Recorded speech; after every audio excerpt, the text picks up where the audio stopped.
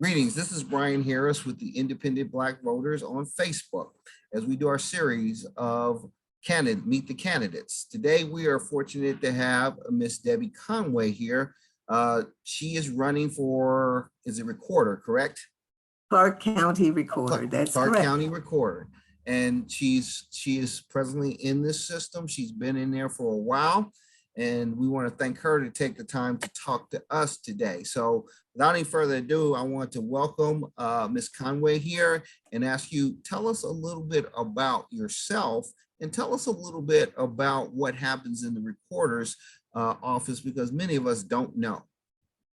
Okay, all right. I'm Debbie Conway, and I am currently the Clark County Recorder. I've been the recorder now for 15 years. And I'm going for my 5th term, which will be another 4 years to complete a number of projects that I started in the office. And for those who understand project management, you have to do things in phases in order to get from the beginning to the end. So every couple of years, we may be working on the same project in order to bring it to fruition. I have a background. I have a master's degree in business and a bachelor's degree as well in business management and business administration. I started with the county a little over 30 years ago. And I started out in the county as, well, let me do retro and kind of tell you a little bit about my banking background and my other experiences prior to coming to Clark County. Because all of the experiences that I've had along the way in terms of my career plays into the overall effect. So I started years ago, I was an instructor at a university, Jackson State University, historically Black college. I was also a sales manager for one of the Fortune 500 companies, Avon Products. I was a district sales manager. And I've also served at Clark County, I've served as a grant coordinator and administrator. I've served as the coordinator for the Board of County Commissioners agenda, their process, all of their meetings. I scheduled all the meetings and coordinated all of the agendas. I also served as a small business manager at Clark County. I was the one that did the multi-purpose disparity study back in the day when all of the different casinos and different government agencies got on board and began their small business programs. Grant writer and grant administrator, some of the projects that I coordinated or oversaw, I wrote grants for and administrated, is the Martin Luther King Center and also the Urban Chamber building that you currently see where they house their Urban Chamber memberships. And also did a number of things. I was in banking and finance for about 8 years. I was a branch manager for a bank. And I had to go through the entire process of learning every facet of banking because at a branch, as you know, you perform all the different functions throughout the branch. So having that type background in the grants department, in the finance department at Clark County for 12 years, worked in the purchasing area, helped small businesses get contracts and contacts all throughout the county, not only at Clark County, but also at other agencies throughout the county. And I also was the coordinator and the founder of the small business program. And some of you may know it as the Summer Business Institute. This is where I found jobs and relationships, mentors, scholarships for young people during the summer months when they were out of school, high school students, those that are first year in college. We connected those individuals. If they wanted to work, be a doctor, lawyer, Indian chief, we connected them with a doctor, lawyer, Indian chief in the community. And they were able to not only work, but be mentored by those individuals as well. And so with that background and that experience, project management experience, banking experience, finance experience, I went into the recorder's office one day. I saw a number of things that caused the office to be backed up in terms of waiting on customers and returning documents to customers. And I had a simple document to record, which was a homestead. And I looked around in the facility and I thought we could really benefit, Clark County could really benefit a lot from technology. So I threw my hat in the ring and I went into the department and we overhauled the department with a number of technological enhancements. And here we are today, 15 years later, still working on improving the technology and efficiencies. Well, great. Thank you for the letting us know who you are, because that's what part of this is about. And we have seen a lot of changes. Technology takes time, obviously, and you have to, I guess, as a person said to me, how to eat a pizza one bite at a time. So it's not going to happen overnight, and not everything's going to be done all at once. And I know the big challenge is to prioritize what you should do now versus what you can do later to get the biggest bang for your buck. So tell me a little bit, kind of give us a little bit more understanding for those of us who may not know what a recorder's role is. Tell us again, as far as I know, a lot of it deals with housing, with recording of deeds and recording of trust, recording, etc. Give us just kind of a quick overview, really where the basics of the recorder's office and the volume of work that's done there, just so we have a better understanding of how big this job is. I'm glad you asked that question, because a lot of people really don't know that the recorder's office touches every facet of everything that happens here in Las Vegas, from the children on up. As you mentioned, we record deeds. Anytime a property, parcel or land is sold, a house is sold, any types of transactions that involves real estate. When a property changes hands, we have to record those documents, and we do it on a daily basis. We record anywhere from 3,000 to 5,000 documents a day, with 30 recorders, 30 people that just constantly record documents all day. And it takes, it's always the same day turnaround. We perfected the system to the point where we can take your document over the counter and record it and then hand it back to you all in one little swift. The types of documents that we record that's relevant to the recording industry is real estate documents, as you mentioned. We record maps, we record liens when liens are placed on properties like Republic Services for the trash. When the trash bills are not paid, we record those liens. We record liens from the city of Las Vegas. We record DD 214 paperwork for individuals who are ex-military that would like to preserve that paperwork and make sure that it is held for a number of years. We record judgments, any type of real property transactions, homesteads. If you own a home and you want to homestead your property to protect it against being taken away from you, we record those documents as well. I think I mentioned liens, IRS liens, and just about any type of legal document if it falls under the guise of NRS 247.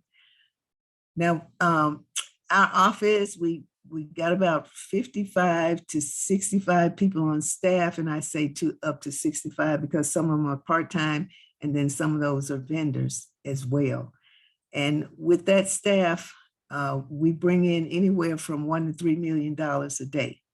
So that's in a year's time could accumulate to 175 million, 300 million, depending on. One thing I think I need to bring to the attention of the public is the fact that we collect, not only do we record documents and preserve those for any type of future use, those documents, once we record them, we index them immediately and put them up on the web page. And a lot of times people don't realize that they become public documents. And that's, that's again governed by law. Everything that we do is governed by law, by statute. And putting the documents up and making them public records is under the guise of the law. The documents, once they're recorded, oftentimes We work with the state of Nevada, and well, on a daily basis, we work with the state of Nevada because we collect for the state of Nevada what's called real property transfer taxes. Anytime a property or a house changes hands, it's sold, it goes from one person to another, then the tax has to be collected, and we're the collectors of those taxes. But those taxes go directly to the state of Nevada because it is a state of Nevada function. So that's why when you add up the monies, the dollars and the collections that we do on a daily basis, we're collecting recording fees, we're collecting fees for the state of Nevada. Those monies, and when I say that we touch every facet of your existence, those monies that we collect in our office, they go to fund schools, they go to fund the streets and improvements, the roads, the highways and byways. Some of the monies go, or all of the monies go to the state of Nevada, and then they carve it up and allocate it to these various sources. Also affordable housing, when you see affordable housing going on in the community, those tax dollars help to fund the affordable housing process.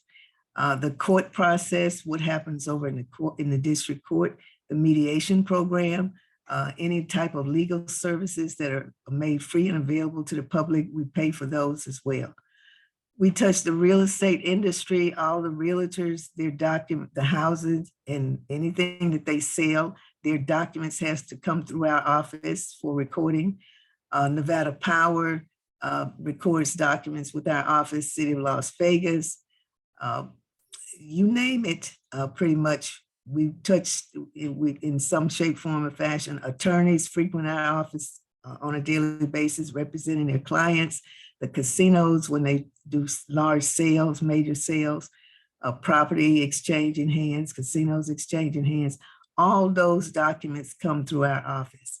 The real estate industry, the building industry, when the builders are building homes, any type of real estate transaction has to come through our office. And so when I say that we touch practically everybody in the community, if people live in apartments, apartment homes, and they rent from the apartment builder or the person that owns the apartments. Again, if they're evicted, the foreclosure notices come through our office anytime someone is foreclosed upon.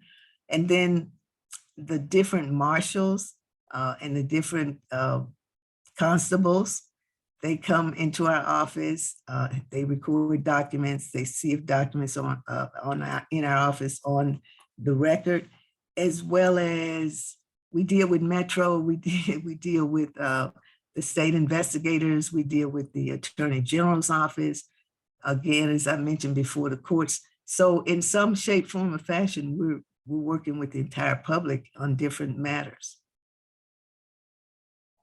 Well, thank you. Again, most people do not understand the vast amount of touches that the recorder's office makes and the importance of really having people there that understand and putting in processes that will cause continuous improvement.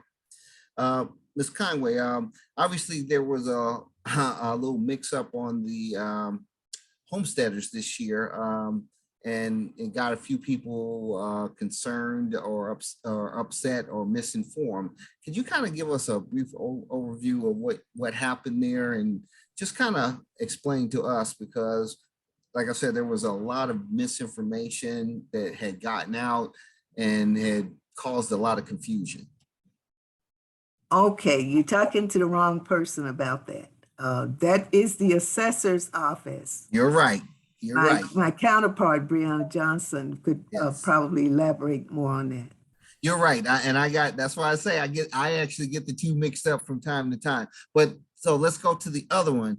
You've made some pretty good improvements in here. One of them, there's been a increase of fraud, obviously, where people have attempted to steal other properties by going in and utilizing the recorder to report information. Tell us some of the improvements that I think you did in the last couple of years to at least notify people of changes or things that are happening in the recorder's office. Okay, I'd be happy to tell you about that one. This is one of our proudest accomplishments since I've been in the office, and it's called the RNS. Those are the initials, and it's the Recorder's Notification Service. So anyone who owns a home, and this is also applicable to individuals who rent in apartment facilities, apartment buildings, and they have an apartment. If they go into our webpage, we added a software package, an application is a lot of folks call it. And when you pull up the recorder's homepage, you'll see RNS. And so you click on that.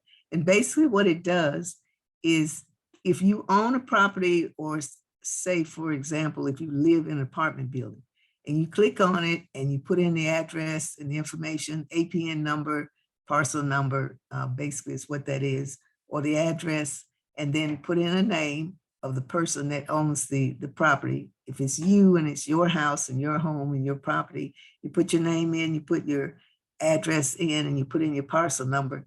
And then you can register with us to find out if from that day forward, the day that you register, and it registers you the same day, anytime going forward, if there is a document that's recorded on the property, it will alert you. You also put in your personal email address, and we will alert you that someone has recorded a document on that particular parcel or on that particular piece of property. And you can come into our office, or you can call into our office and order a copy of that document to see if it's a lien or if it's a fraudulent document that someone has recorded against your property, or if it's, even if you refi your property, it alerts you that there's been a document, a refi document that's been recorded against your property, and then you can get a copy of those documents. So it's an early detection type of deal. It's called a fraud detector or fraud alert type of application. And it's basically there for that purpose, to alert individuals when documents are recorded on their property. Sometimes people go for years and years and years. There's been liens recorded against their properties. They never check. I say to most folks, treat your property, treat your home like you do your credit. You're always checking on your credit to see if your score is good, if you can afford certain things. So every once in a while, check your property records to make sure that there's nothing there that you're not aware of, because the backside of that is, if you don't know that there's been a lien recorded against your property and you go to sell it, then the title company is going to hold it in abeyance until they get the liens cleared up, and the monies that you get from that part of your equity will go towards clearing up those liens. Thank you. One of the things we try to do here with the Independent Black Voters, obviously we want to know the person, we want to know what their knowledge is. We also want to understand ideologies and some of the issues that are going on. We are in a very, I consider, precarious timing right now, where there seems to be such a big division that everything is being contested, and there seems to be so much division that I don't know, we've got to get to the truth, and we've got to deal with people who focus on the truth. So I ask this question to anyone, because we both vet Republicans, Democrats, whoever, but they're key questions I ask. Who won the election, the last presidential election? Who won the election? Yes. Obviously, the man that's in office, Yes. Joe Biden. Thank you. Are your concerns more on voter security or voter suppression? My interest and my focus is more so on voter security, that the voters are protected, their rights are protected. You know, we go all the way back in terms of the different groups of individuals who were allowed to vote, and to make that process and that particular right secure and locked in and protected, and the people as they go back and forth to the polls, they're protected. I think that's where my focus would be. It took so long to get there. So, yeah. Okay. And I guess, and I'm going to reword that, because you really answered the question. voter suppression is what I'm concerned about. And that's why I asked the question, because it takes those rights away. And that's why I asked the question, is your concern, because there's nationally a push to suppress voters and under the guise of voter security sometimes. And so I asked that question to get clarification. So thank you for that answer. Give me your opinion. And this is about you as a person. How do you think we as Americans can come together? How do you think we can get to a common ground, which seems that can push us closer together versus further apart? Just your opinion. This has nothing to do with your recording position. Okay, I think if we as a people would learn to talk and communicate with one another and just take the time and put forth the effort to get to know one another, just putting yourself, as there was an old Indian saying, walk a mile in my shoes, allowing oneself to walk a mile in someone else's shoes, get to understand their culture, their background, their personality, and get a good feel for an individual. I think that in itself would tend to bring us together, bring us closer together. But oftentimes we isolate ourselves and we don't take the chance of opening up and trying to get to know people. And I think that's a lot of the misunderstandings that go on between different factions, different groups, different cultures. Okay, great. Now, and I thank you for your candor, and I thank you for being open and telling me what you think. This is the Independent Black Voters on Facebook. Obviously, we focus on issues of social justice and economic inequality. We're looking for ways to basically level the playing field when we talk about it. From your history, you've done a lot, it seems like, in addressing some of the disparities that have been prevalent in the past and are actually still prevalent today. From the perspective of the Black community, what do you think we need to do that we can do to help ourselves? And what do you think that we as a nation can do to help the Black community? Because I always state this, that America is only strong as its weakest link. And if it turns out that we are one of the weaker links, there should be an attempt to strengthen us, to strengthen America. So give me your thoughts on that. Well, as I mentioned before, my background, at one point in my career, I was an educator, an instructor. And I've always done workshops and teaching and that type of thing, putting together workshops, financial literacy, business management, organizing a business, so forth and so on, help small business people navigate the system at the county, how to fill out the paperwork and this type of thing. I think our greatest deficit is lack of knowledge, in the sense that education, we're not fully aware of different issues. We're not up to par on a lot of issues. We're not up to speed on a lot of ways to do things. Access and information is basically what we like. And we lack, oftentimes we can't get our foot in the door. Oftentimes we miss out on the classes. We don't have the proper knowledge to make, good choices, good decisions. And that in itself is a handicap. The handicap that I see in terms of us not being able to make the progress that we as a race of people can and should and will and would be making if we had more access, more information, more education, and knew a lot more about things. You're absolutely right. That's one of the reasons we created the Independent Black Voters on Facebook, because we believe that knowledge is power.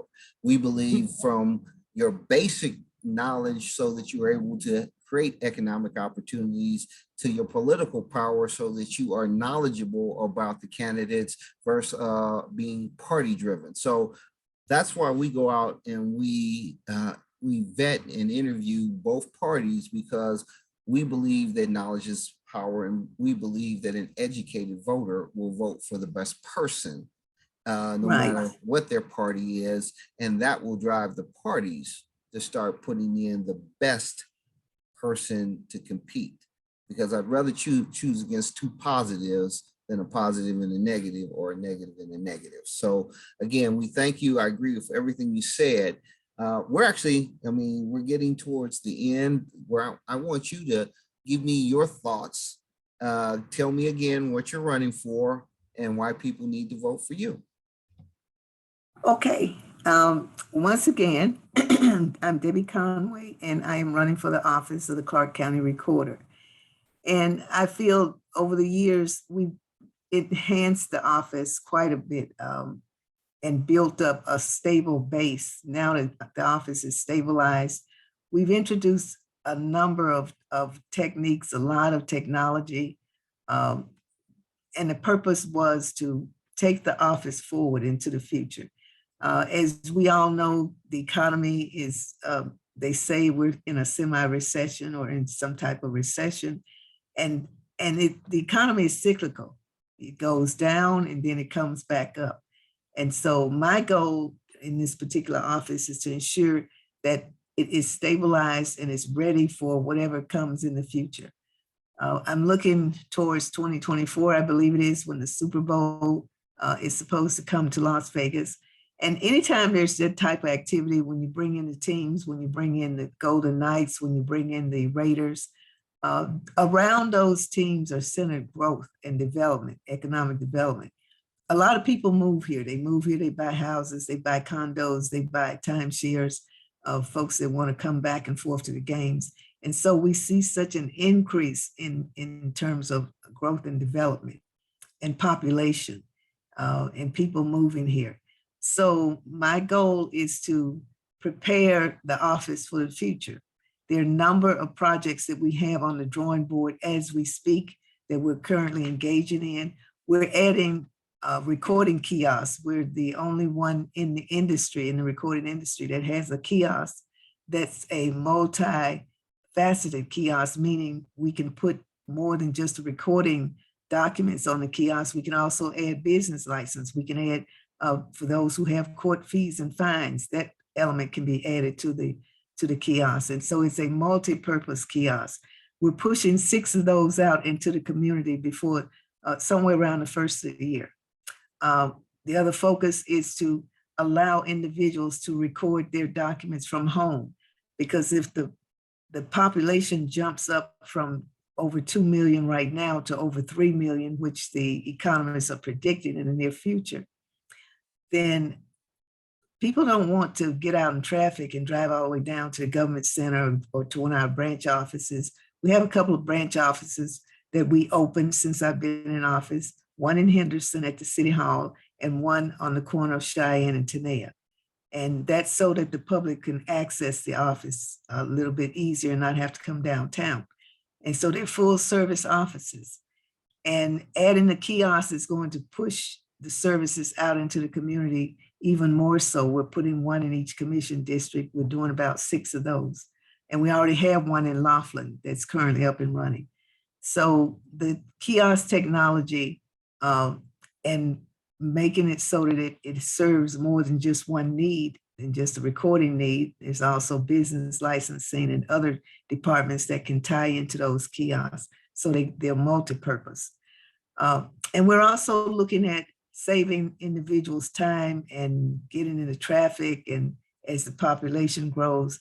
So we're looking at home recording, and we're only a few months off from implementing that particular software product and offering that to the public. So our goal is to push the services out into the community. We're looking at mobile recording as well, putting our services in a van and moving that van around the city in different areas on a weekly basis. And there are other departments that are interested in going into the van with us, like business licensing and the clerk's office. So pushing services out into the community to better serve the community, to create efficiencies, and also to help individuals that may be handicapped or maybe has a special need that they can't necessarily hop in a car and come down to the office and walk across the parking lot and $5 per gallon gas and afford that element as well. So that's our goal. And as I mentioned before, whenever we're doing a project, sometimes they're multi-year projects that takes time. You can't just put it together and throw it out there in, same day. It takes time to phase it out and fund each element of the project to get it up and running.